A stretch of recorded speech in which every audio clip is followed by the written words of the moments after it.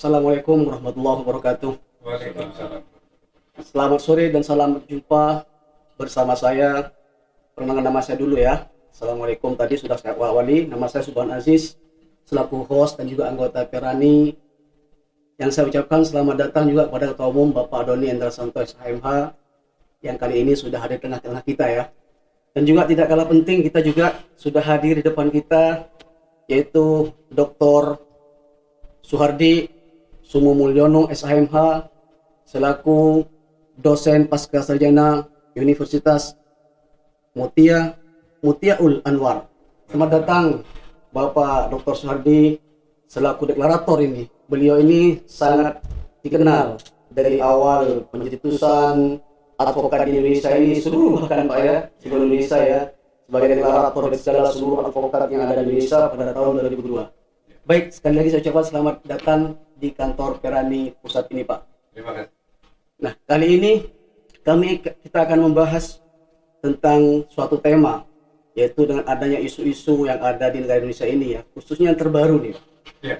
Nah, dengan bedah dasar hukum putusan kode etik Dewan Kehormatan Organisasi Advokat, tentunya tidak satu advokat nih, Pak. Mungkin kali ini tepatnya saya akan coba kepada Bung Doni Endra Santo SHMH dulu.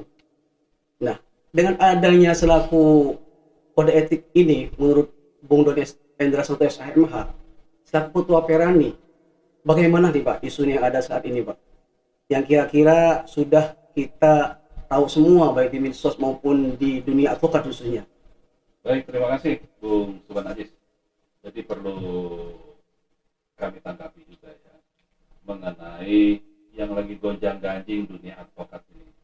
Tentunya pertama-tama saya selaku Ketua Umum Perani sangat prihatin dengan adanya kejadian tersebut. Semestinya tidak perlu terjadi, tidak perlu menjadi besar, karena ini hanya sebenarnya adalah urusan internal organisasi, bukan menjadi urusan seluruh advokat Indonesia.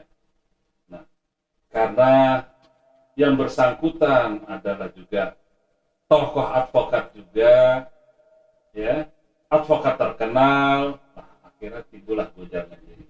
Nah, menurut saya sebaiknya diadakanlah mediasi. Sebenarnya kan ada tahapan-tahapan, ya, sebelum memberikan sanksi kan ada tahapannya. Ada namanya peringatan pertama, peringatan kedua, baru laksanakan. Nah, melihat kondisi ini, tentunya saya juga tidak bisa berbicara banyak, karena pas kebetulan hari ini juga hadir pakarnya nih, ahlinya nih. Baik. Bung Hardi ini, dia adalah salah satu orang, ya, yang membuat kodifikasi Dewan Etik Advokat. Nah, ini supaya kita nggak salah nih ya, buat rekan-rekan advokat dan pemerhati hukum juga agar tidak salah dalam menafsirkan apa yang belakangan ini terjadi. Kita mendingan langsunglah pada sumbernya, Bapak Dr. Suhardi Sumo Mulyono SHMH, karena beliau yang pasti selain dari salah satu deklarator penanam kodifikasi kode etik advokat, juga anggota KKAI, Komite Kerja Advokat. Nah, ini menurut saya Bung nggak salah lah, ini udah tepat lah. Baik. Saya rasa kita dengarkan dulu pandangan dari pengetahuan, kemampuan dan keahlian dari beliau. Saya rasa gitu, Bung. Baik, terima kasih. Itulah sepintas dari penjelasan Ketua Umum Perani, Bung Doni Endra Santo SHMH. Kali ini kami akan tampilkan yaitu sosok seorang yang sudah legendaris ya, walaupun kita bukan artis. Ini suatu sosok yang saya sangat hormati. Saya juga sangat dekat dengan beliau sebetulnya. Namun kali ini kita baru ketemu lagi di acara dialog hukum ini. Ya. Baik, Dokter. Dengan tadi sudah dijelaskan oleh Bung Doni Endra Santo SHMH ini terkait dengan isu-isu ini.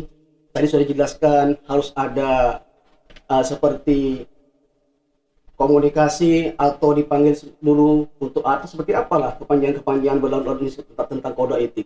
Menurut Bung Suhardi ini, sejauh mana kode etik ini yang diketahui oleh Bung Suhardi sendiri yang sudah malang melintang di bidang advokat nih khususnya? Bagaimana? penjelasannya. Baik. Pertama kali tentu saya terima kasih kepada DPP Perani, salah satu organisasi advokat yang sudah memiliki badan hukum negara Baik. melalui Kementerian Kehakiman dan HAM. Untuk itu mungkin pada hari ini mendatangkan saya sudah tidak salah, tepat lah kira-kira begitu ya. Jadi sekali lagi saya ucapkan terima kasih kepada DPP Perani yang sudah memiliki kepedulian dalam rangka membangun sinergitas positif gitu ya. Oke, jadi Pak Hos, pertanyaannya untuk sementara saya balik dulu dalam pengertian. Kita jelaskan dulu dari aspek legal standing dulu ya. Baik. Ya. Legal standing maksudnya begini. Ini berarti yang terjadi gonjang-ganjing tadi yang dikatakan Hos ini, kan ada seorang advokat yang dihukum oleh organisasinya, dianggap melanggar kode etik kan begitu ya. Tentunya pertanyaan yang pertama, apakah organisasi advokat itu memiliki kewenangan menghukum anggotanya? Dan apakah ada implikasi hukum seorang advokat yang dihukum oleh organisasi advokat dalam situasi sekarang ini ya? Tentu jawaban saya jelas sekali. Kita mesti harus mengacu kepada pasal 33 Undang-Undang Advokat, di mana pasal 33 itu menjelaskan secara mutatis mutandis seluruh isi kode etik advokat Indonesia yang sudah disahkan oleh Komite Kerja Advokat Indonesia tahun 2002 sah. Betul. Jadi seluruh advokat di Indonesia harus paham itu dulu. Artinya seluruh undang-undang advokat dan seluruh materi kode etik yang sudah dikodifikasi, artinya yang sudah disatukan menjadi satu ya, dahulu kan milik banyak organisasi. Ini satu kesatuan. Jadi tidak sekali-kali tidak bisa dipisahkan antara isi undang-undang advokat dan isi kode etik. Itu ibarat suami istri. Jadi seperti jiwa dan raga gitu. Nah, persoalannya sekarang kan begini. Coba dilihat pasal 22 Kode Etik Advokat Indonesia. Di situ jelas ditegaskan, advokat dapat memilih salah satu organisasi advokat. Ya, artinya organisasi advokat ini oleh pembentuk undang-undang tidak diartikan satu. Itu. Makanya boleh memilih. Ya, boleh memilih. Jadi mulai sekarang tolong dibaca pasal 22 Kode Etik Advokat Indonesia. Itu satu kesatuan dengan undang-undang advokat pasal 23. Di situ tegas. Advokat wajib bukan sunnah, wajib memilih organisasi advokat.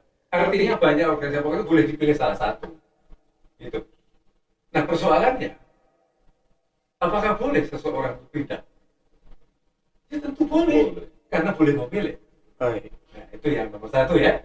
Terus yang nomor dua, kalau dia melanggar kode etik kemudian dihukum oleh organisasi advokat, maka bisa hukuman itu mengikat, memiliki kepastian hukum mengikat. Itu dulu.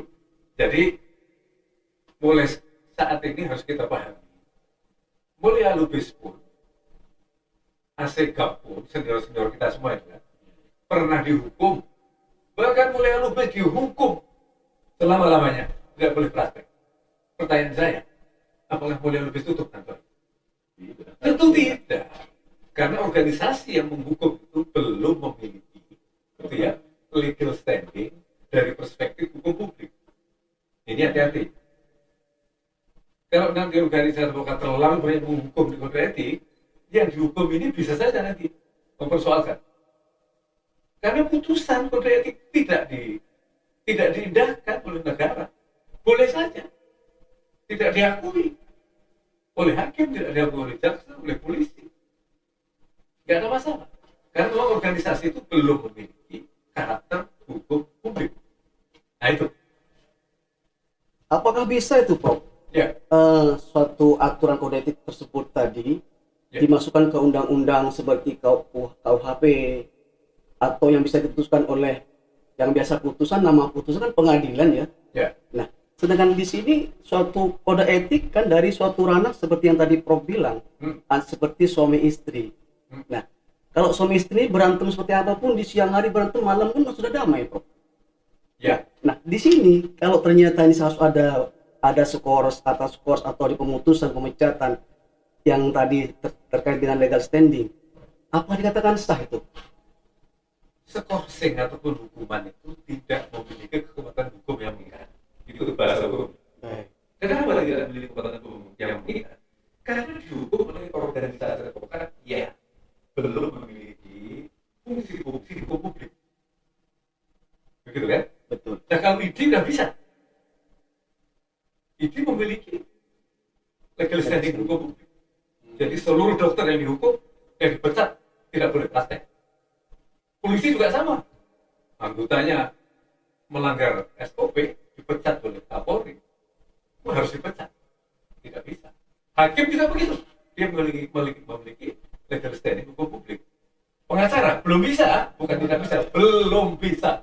Artinya seorang pengacara ini atau advokat yang sudah terkena hukuman kode etik Ya. tidak menghalangi untuk beracara, dong. Oh, tidak menghalangi. Baik. Tidak menghalangi. Sangat menarik sekali ini. Nah, terus sejauh ini menurut kacamata Pak Dr. Suhardi ini, Ya. sejauh mana kode etik ini menjadi implementasi atau menjadi efektif bagi seorang advokat? Kan advokat di seluruh Indonesia nih. Ya. Nah, seperti apa advokat yang harus bisa diberikan kode etik itu harus bisa menghalangi untuk beracara? Kira-kira seperti apa menurut Pak Dokter? Ya sebenarnya ini kan persoalan legal standing ya. Kebijakan negara, kebijakan pemerintah. Yang menjadi persoalan sekarang pemerintah itu ya. Saya anggap aja katakanlah Menteri Kehakiman. Kan itu kan yudikatif. Betul. Ya, yudikatif. Kan kita memiliki apa yang disebut criminal justice system. Ya, criminal justice system itu adalah cara bekerjanya hukum pidana. Di situ ada jaksa, ada hakim, polisi, advokat.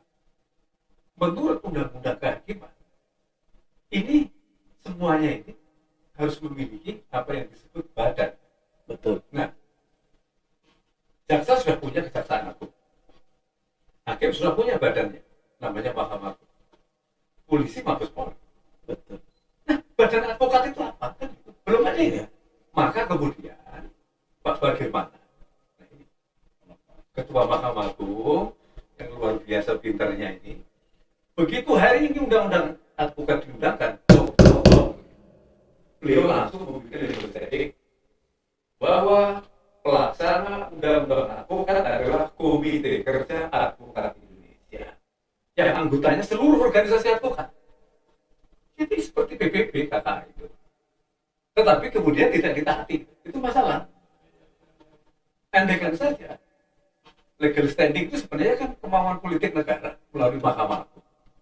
Ya, makanya surat edaran Pak Bagirmanan tahun 2002 itu tegas sekali menyatakan setelah lahirnya undang-undang advokat maka yang dimaksud organisasi advokat adalah KKI. Maksudnya KKI itu di situ kalau kita orang Padang rumah gadangnya lah ya, Betul. rumah gadangnya itu PBB-nya, tapi yang menjalankan nanti setelah regulatornya itu ada, itu kan regulator maksudnya. Betul. Makanya sampai sekarang organisasi advokat yang menghukum itu tidak memiliki fungsi regulator. Ya nggak mungkin lah menghukum. Artinya hukumannya itu sifatnya itu hanya semacam ya moral aja gitu ya. Tapi tidak memiliki kekuatan hukum mengikat. Tidak ada daya paksa untuk dilaksanakan. Jadi artinya Pak Dokter ya. Ya, Tadi Pak Dokter katakan tadi bahwa organisasi nggak dapat menghukum, gitu ya. ya, Jadi apakah yang dimaksud tidak bisa menghukum? Tidak bisa memberhentikan profesi advokatnya atau keanggotaan di organisasi tersebut. Menurut Pak Dokter, sebenarnya organisasi itu yang menghukum apanya? Keanggotaannya kah? Atau sebagai profesi advokatnya? ya itu dua hal yang berbeda. Makanya. Keanggotaan adalah termasuk kan orang dapat anggota kan dapat SK kan? Iya, Surat keputusan dari organisasi. betul. Maka kemudian disumpah, kemudian menjadi anggota, sudah. Karena anggota kan juga pindah, bisa. Betul. Anggota itu bisa pindah kemana saja. Menurut undang-undang kita begitu, karena itu demokrasi. Tetapi mau pindah kemanapun, kalau melanggar kode etik, kan itu bisa diadili. Maksudnya gitu. Siapa yang mengadili? Ya itu organisasi advokat yang memiliki kebijakan publik. Ini belum ada. Karena pemerintah belum berani baca. Pemerintah ini. Iya, iya. Nah, kalau itu saya selaku ketum Prani juga sudah sebenarnya ingin menginisiasi itu. Tadi yang dikatakan oleh Pak Dokter, Ya. mengenai siapa yang berani itu. Lah, tadi disampaikan kehakiman ada namanya Mahkamah Agung. Iya. Kejaksaan ada Kejaksaan Agung. Nah, sekarang kenapa advokat belum ada?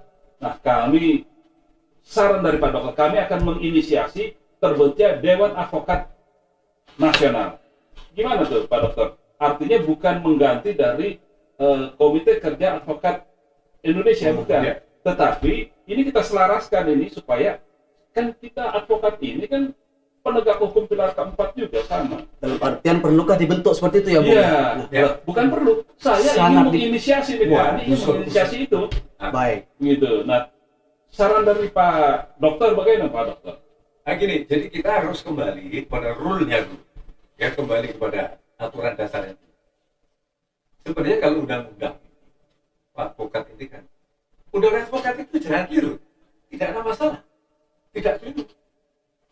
Kan Ya, belum ada studi komprehensif belum. secara akademis yang menyatakan bahwa undang-undang ini cacat. Misalnya. Betul. Ini sebenarnya undang-undang ini bagus sekali. Cuma implementasinya ya gagal gitu ya. Makanya usul Pak Ketua Umum Prani tadi itu sangat bagus menginisiasi. Tetapi saya mengingatkan bahwa ini legal standing-nya itu sudah ada. Maksudnya begini, mungkin Ketua Umum Prani bisa menginisiasi supaya seluruh pimpinan profesi advokat itu datang berembuk, Betul. masuk dulu di rumah kadang itu, Betul. ya, KKI. Nah sebenarnya karena saya deklarator salah satu kan, bisa saja juga nanti Ya, betul. membantu Prani dalam rangka mengumpulkan itu kan. Betul. Nah, setelah kumpul di situ, gampang sekali. Kita membuat rapat bersama Betul. atau namanya rapat pleno. Kita putuskan, Betul. ya kan? Badan Diperlukan publik dari- ini, ya badan publik ini, itu karena dia yang melahirkan seluruh pasal di Kode Etik Negara Indonesia. Betul. Beranggotakan pada saat itu 8 OA ya. Kan tidak nambah sekarang. Sekarang kurang lebih sudah ada 60 ya. 68. Oh 68, nggak apa-apa. Ini kan negeri besar. Betul. Indonesia itu gede banget, besar. Sama dengan Cina, Rusia, Amerika, Indonesia, India, gede, negara besar. Jadi kalau 60 organisasi advokat kumpul, nggak ada masalah. Ayo kita kumpul. Karena advokat tidak bisa merubah isi kode etik itu kalau kita tidak kumpul. Gimana cara merubahnya? Akan melalui apa? Nggak akan bisa. Makanya seluruh OA jangan merasa sombong, jangan merasa bunga, merasa pintar sendiri. Kita ini sama. Karena pertanggungjawabannya secara hukum namanya ex officio. Secara ex officio, ketua umum organisasi advokat adalah pengurus KKI. Coba bayangin. Tidak ada yang dicederai, tidak ada yang ditinggalkan. Dan ini semua kan dahulu juga inisiatif dari Bang Puyo almarhum. Seluruh dunia percaya dengan dia. Betul. Ya. Bahkan nama KKI itu pun yang usul dua Bang Puyo. Nama itu ya. Kemudian Prof. Bagirmanan, Ketua Mahkamah Agung, sepakat. Jadi sekarang itu sebaiknya sebelum seluruh advokat nanti menjadi korban ya, korban kriminalisasi, korban politik, di mana dihukum itu. Ya, lagi mendampingi klien kan tangkap dihukum. Mau ngindo kemana gitu? Kita itu bekerja visum pilih harus tenang untuk anak istri kita kan. Nah kalau papanya sebagai advokat yang baru ditangkap polisi, bagaimana? Mau kemana? Kita tidak memiliki bargaining. Supaya memiliki bargaining, ya itu tadi. Jadi badan yudikatif itu, ini badan yudikatif harus segera diusulkan. Saya jadi nggak sabar nih, Bung. Terkait dengan Ketua Perani Bung Doni ini tadi menyatakan harus ada lembaga dewan ya, Dewan Agung Advokat ini rupanya ini. Nah, dengan pembahasan seperti ini nih nantinya yang saya ingin tahu nih Pak Dr. Sardin, kendala apa kira-kira nanti? Saya yakin ini masih awal mula seperti ini, kita sangat gembira, welcome. Mungkin tidak semua akan menjadi suatu sarana jadi welcome. Di khususnya advokat ini sebagai yang bertugas profesi nobil kan. Yes. Nah, ini suatu apa ya? Suatu amanah yang kita perlu tegakkan di muka bumi ini. Ya. Namun dengan adanya dewan nanti dibentuk Dewan Advokat Agung ini, saya yakin kira-kira kendalanya nanti seperti apa ini? Coba gambarkan menurut Bung Suwardi. Ya, jadi dahulu kita namanya punya organisasi satu namanya Peradin, ya. Peradin, Persatuan Advokat Indonesia. Dahulu yang paling powerful pemerintah kan Pak Tomo. Betul. Pak Tomo mengakui Peradin tunggal. Pemerintah lain kan. Tapi lagi-lagi pemerintah itu juga aneh. Tahu-tahu juga diaminin saja pecah menjadi IKADI. Betul. Nah, IKADI Nulan Nasional diaminin juga oleh Menteri. Keluarlah IPHI, Ya, keluarlah HHI, keluarlah HAPI yang saya di situ ya, anak nomor 4 dan lain sebagainya. Multibar. Sampai sekarang menjadi 60 gitu lah. Jadi kendalanya sebenarnya pemerintah itu memiliki political will untuk menyatukan. Sebab kalau advokat tidak memiliki markas besar satu, bayangkan, tidak akan mungkin Indonesia itu akan ada penegakan hukum yang ideal sesuai dengan Pancasila. Tidak mungkin. Sekarang penegakan hukum itu hancur lebur berantakan, termasuk penegakan korupsi ya. Karena tidak hadir advokat, tidak hadir dalam kerangka badan yudikatifnya itu tidak ada. Jadi break semua itu, perang semua itu. Padahal kalau advokat punya badan yudikatifnya satu ya, seperti Mahkamah Agung itu besar ya, kan enak, ada bargaining. Kita membuat aturan bersama, membuat kode etik bersama, kan bisa antar penegak hukum. Seluruh advokat Ya. Indonesia. Sekarang Jepang sudah punya federasi, Amerika sudah punya, Cina, India juga ada. Masa kita begini terus? Lantas di mana kontribusi advokat dalam rangka membangun negara ini? Dalam perspektif penegakan hukum, nggak ada. Kita tidak dilibatkan di hulunya. Kita jadi korban semua. Apalagi sekarang jumlah advokat sudah barangkali sudah jangan-jangan sudah melebihi banyaknya advokat daripada polisi ya. bisa lo biar Sepertinya seperti itu. Ya, karena sekarang kan polisi advokat itu menawarkan ya betul. pada pegawai-pegawai negeri, baik sipil, militer yang belum pensiun, silahkan mendaftar kan gitu. Iya. Tapi nanti prakteknya setelah pensiun misalnya. Ini semua kan akrobatik. Bahaya sekali untuk advokat. Kalau tidak segera ada rule, regulator begitu ya, organisasi yang memiliki regulator, ini tunggu saatnya saja akan merugikan. Baik. Iya. Sangat-sangat satu ya akurat yang, ini. yang kita harus garis bawahi tadi, padahal sudah tercantum di dalam undang-undang advokat jelas ya. Ya, Advokat boleh memilih. Nah ini buat ya, para advokat juga harus paham betul bahwa kita tidak terikat pada satu organisasi. Dalam undang-undang apa pasal 20 tadi ya, 22. 22 menyatakan seperti itu. Jadi advokat boleh memilih organisasi, Betul. ya. Jadi bukan hanya satu organisasi tapi boleh memilih. Ya. Artinya kalau dia mau berpindah organisasi, kalau nggak cocok boleh-boleh saja kan. Boleh. Nah ini yang harus digarisbawahi bahwa rekan-rekan sejawat, rekan-rekan advokat supaya harus paham betul, ya. Makanya harus matang betul nih mempelajari mengenal undang-undang advokatnya nih, gitu. Supaya kita juga tahu, gitu. Nah kembali lagi tadi, sebenarnya KKI itu sama juga MPR ya. Jadi MPR sekarang nih, ketua MPR, wakilnya tuh mewakili seluruh partai. Yes. Nah ini kenapa nggak ditindaklanjuti atau tetap KAI Bebas. atau Bebas. Dewan Agung, Dewan Advokat Agung Nasional gitu ya? Itu bisa kita sepakat itu.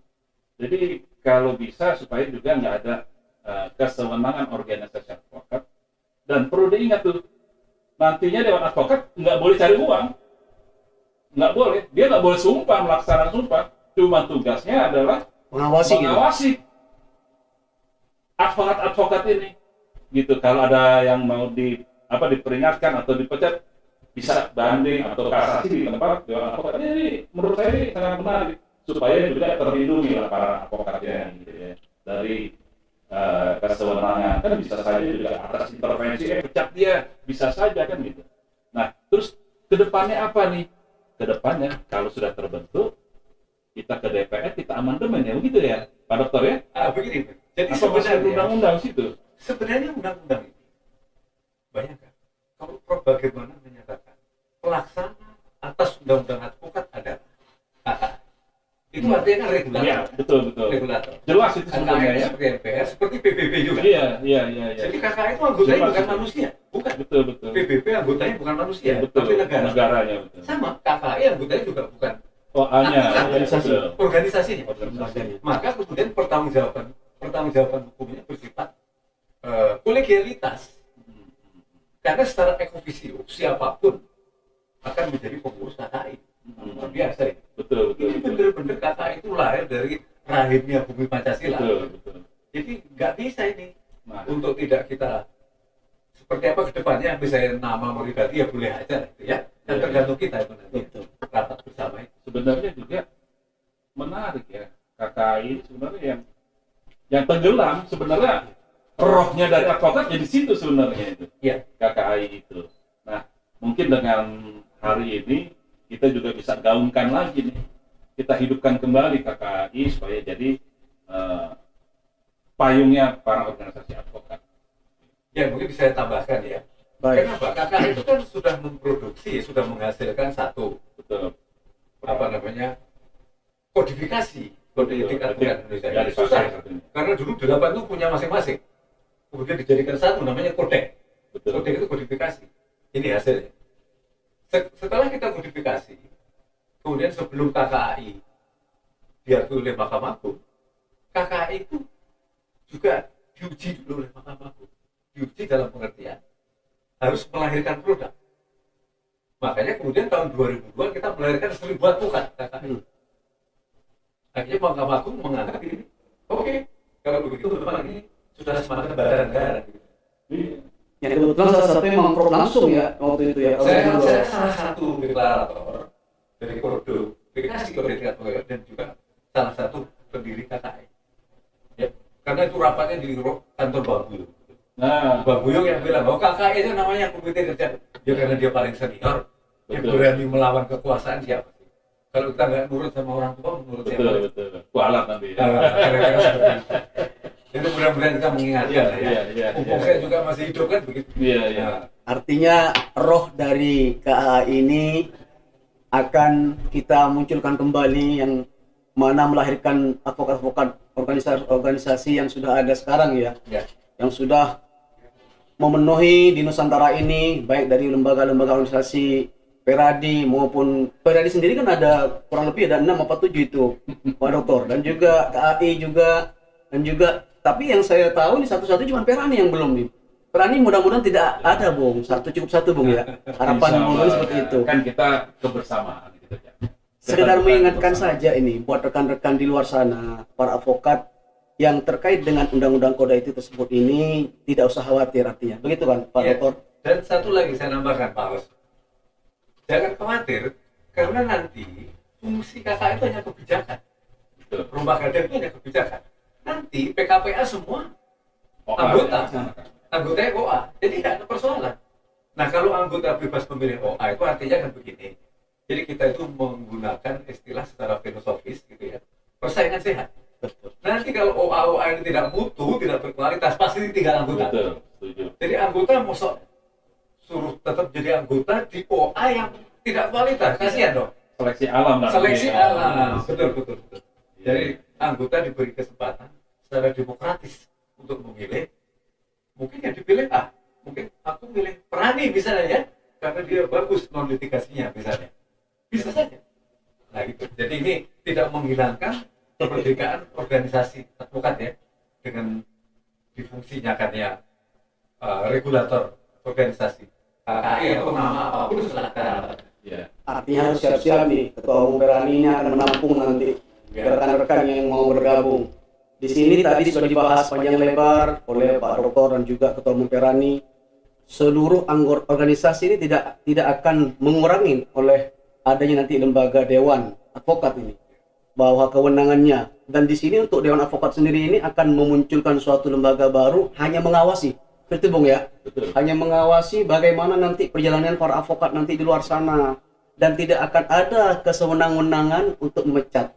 Baik, disinilah mungkin kita akan berjumpa lagi dan ucapkan terima kasih kepada Pak Baik, Dr. sama-sama. Suwardin juga Bung Nurdin Santosa Terima kasih, Pak Perani. terima kasih. Selamat berpuasa. Mudah-mudahan di bulan puasa ini jadi berkah Amin. dan menjadi kita suatu dapat hidayah dari Allah Subhanahu wa taala. Kita sehat selalu. Terima kasih. Pemirsa, di sinilah cukup waktu kami karena kita tepat dengan waktu jumpa kami. Selamat jumpa dan mudah-mudahan kita jumpa di lain waktu ke depan. Sekian, wassalamualaikum warahmatullahi wabarakatuh. Waalaikumsalam. Salam Perani.